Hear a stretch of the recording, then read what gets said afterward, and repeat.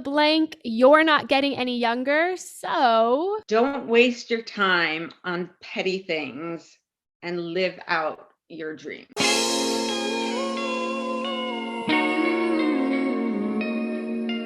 Hey you! Yes, you! Welcome to the You're Not Getting Any Younger podcast, a podcast for people who want to disrupt their lives for a good reason, to make it count. I'm your host, Jen Glantz, and every week I'll drop a new episode with stories from real people just like you, who woke up one morning and decided to make big changes, starting with small things. We'll cover topics like entrepreneurship, love, failure, and self-care. Hey, you're not getting any younger, so let's make this an adventure. Ready?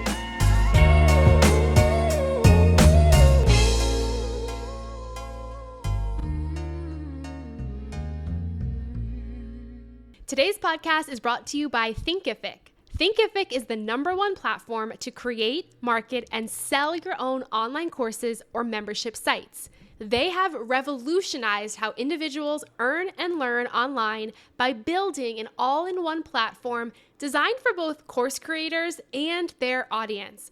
Try Thinkific for free today at try.thinkific.com/Jen Glantz. That's try.thinkific.com/Jen Glantz. You are going to love it. Hey, it's me, your host, Jen Glantz, back with another episode of the You're Not Getting Any Younger podcast.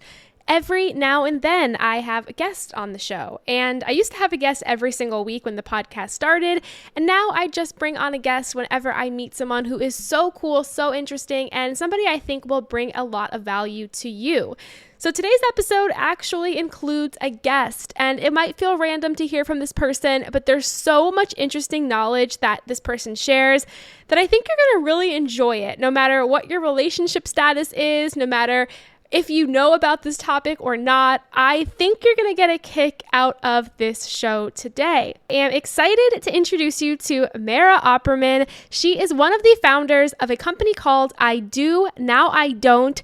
It's an e-commerce website that markets previously owned jewelry, including previously owned diamond engagement ring. So I hope you can imagine where we take this conversation today. Everything about how your diamond, if you have one for your engagement ring, was likely worn by somebody else. It's just that no one told you that.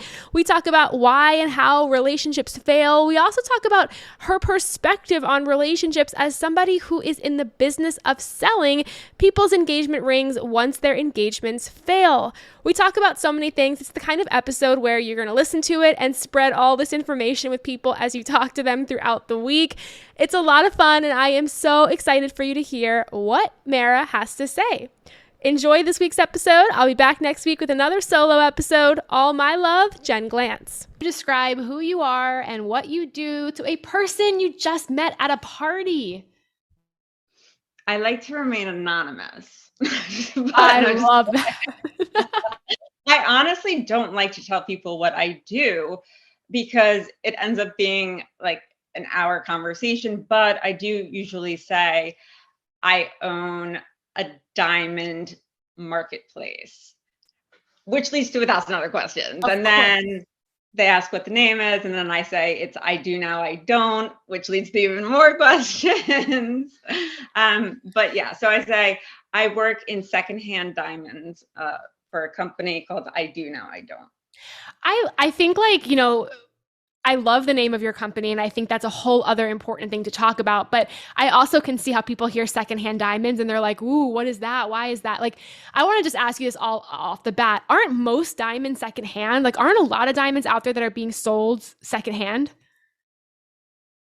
Okay, so that's 100% true. Most likely the diamond that you're wearing on your hand has already been worn before. In fact, it's like 1 out of 10 diamonds that you buy in the store have been worn before. Nobody ever knows that and talks about that. Like, I remember when I got engaged, we did a ton of research and stuff. Yeah. And I was like, I don't want a secondhand diamond. And then people were like, most of them sort of are, you know? It really, yeah, it's really just in your head. First of all, the great thing about diamonds is that they're one of the hardest materials on earth, so there is no wear and tear on it. So you couldn't tell the difference between a diamond worn 20 years ago versus a diamond worn today, right? So there's that. And then you have to realize when you go to any jewelry store that that diamond didn't come freshly from the mine. There's a good chance that it came from somewhere else. And some jewelry companies have return policies too, right? Oh yeah. Well, okay, let me ask So you this question because I think I want to know your answer to this. What would you say to a person who says wearing a secondhand diamond is bad luck? I would say to them, if you were wearing your mom's diamond or your grandma's diamond, would that be bad luck too?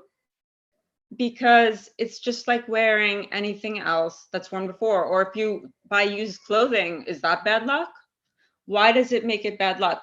Not everyone gets rid of their diamonds just because a relationship ended. Some people get rid of them for a multitude of reasons. Some need the money because they want to buy a house, or someone might upgrade their ring. So You're right. it's not all negative.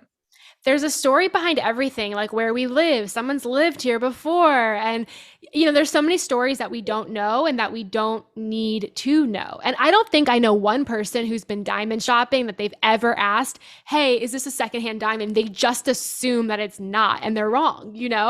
There's so many misconceptions around the industry and the diamond buying process. And I'm happy that you created a company that not like bashes that, but also sort of showcases like there's other ways you can purchase diamonds that are still meaningful and valuable and awesome. So I have to ask you, how did you come up with the name I Do Now I Don't? How did you get this idea? How did you figure out to start this company? Because it's brilliant. So I'm not only the owner of the company, but I'm also a client, like the hair club for men.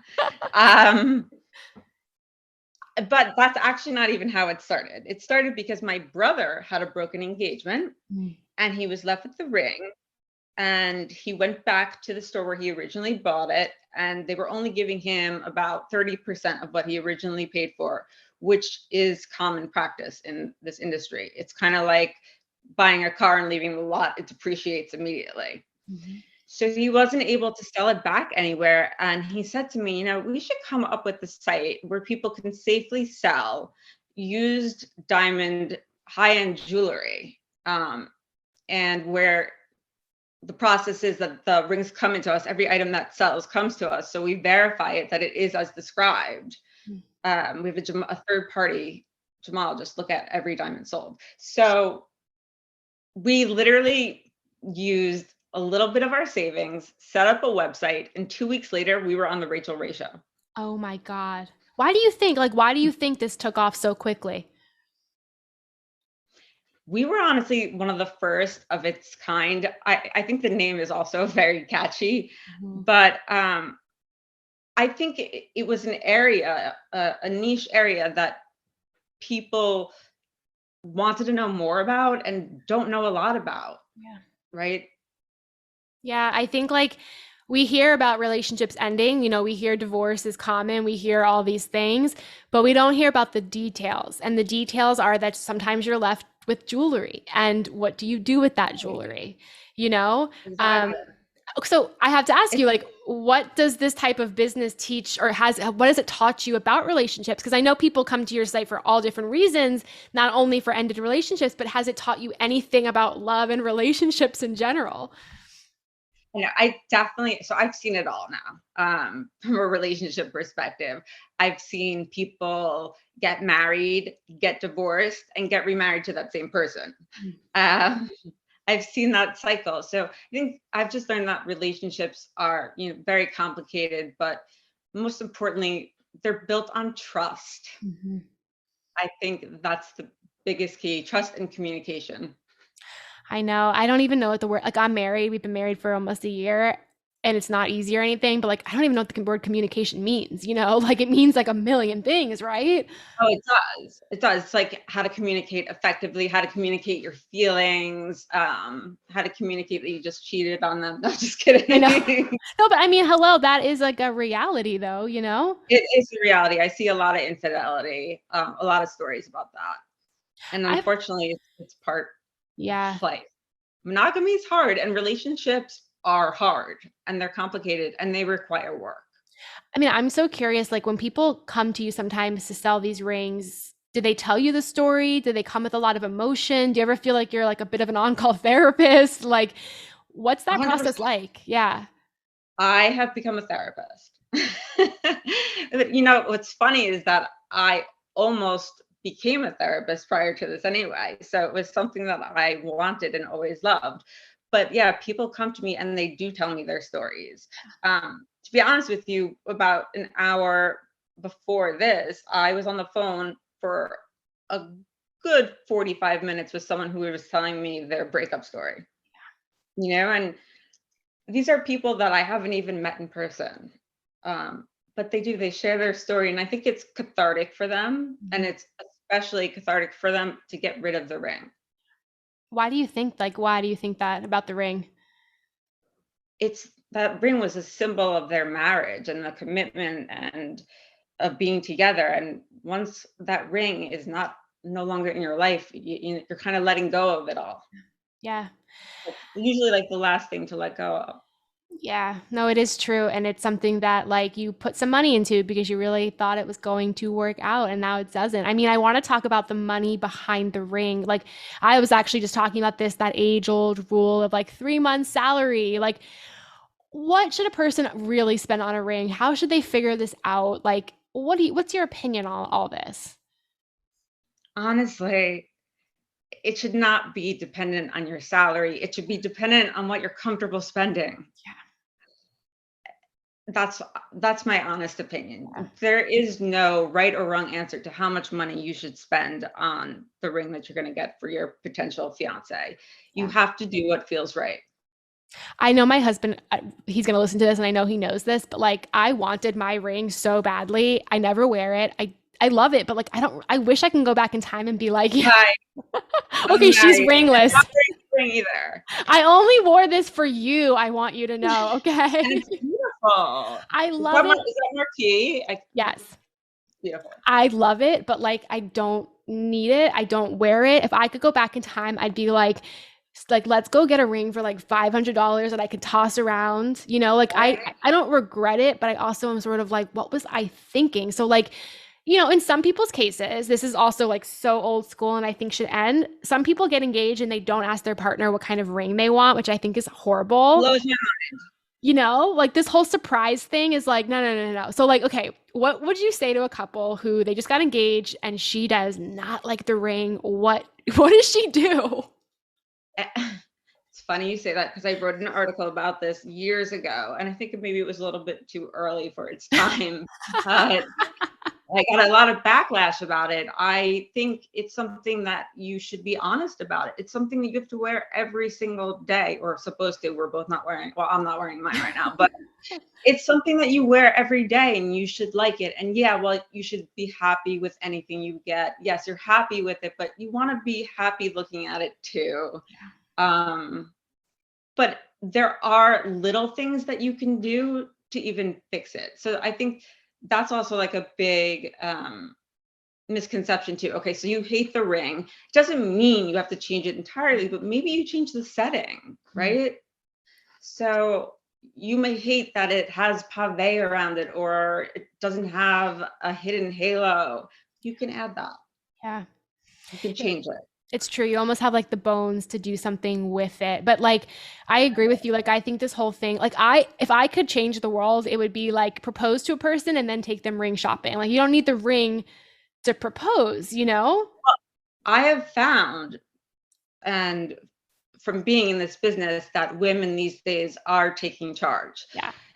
Most women pick out their rings and kind of show them to their partner. Mhm. And in fact, we have a lot of women who purchase the ring themselves. I'm not sure if they're using their husband to be's credit card or not, but a lot of women are the ones purchasing. I freaking love that. I actually like said that to my husband, like, I'll pay for it. I'll go like half with you. Like, I don't want this whole Hey, thing of like you. And I even said, like, I'm so type A. I'm like, let's like, when he told me, like, he was like looking, I was like, okay, great. Like, let's go in Manhattan. Let's go to all the stores. Let's try them all on. Like, and then when he did propose finally months later, I had no idea. It was still surprising. Like, I knew the ring, big deal, like there was still I did that romance. same thing as you too. I tried on like every different shape. I was like, what looks good on me, like what doesn't. And then my husband knew what I Yeah. wanted. Yeah.